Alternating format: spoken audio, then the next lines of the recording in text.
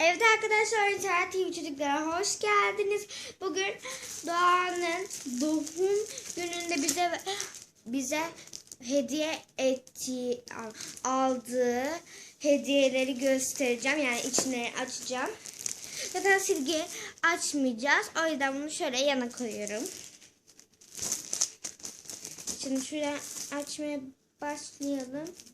Sizi biraz bekleteceğim. Durduramıyorum çünkü ellerim boş değil. Yani ellerimi kullanamıyorum şu an. Şunu şey yapayım. Evet, burada ön kağıdı var.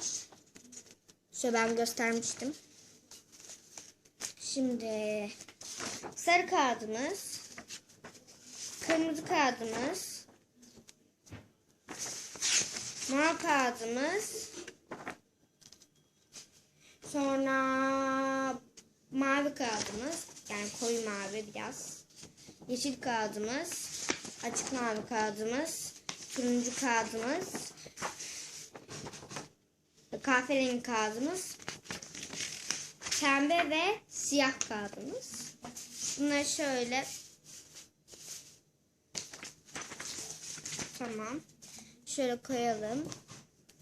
Şimdi bunları açacağım.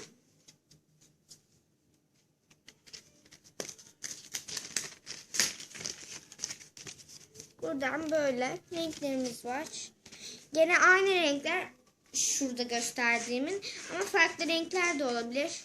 Mesela lila var filan. İçinde tam olarak kaç kalem var sayayım. Yok, saymama gerek yok. Önünde gösteriliyor zaten. Tam 12 kalem varmış arkadaşlar. Bence bunları ben tavsiye ederim. Buraya da adınızı yazabilirsiniz. Evet, videomuzun sonuna geldik. Abone olmayı ve beğenmeyi unutmayınız. Görüşürüz.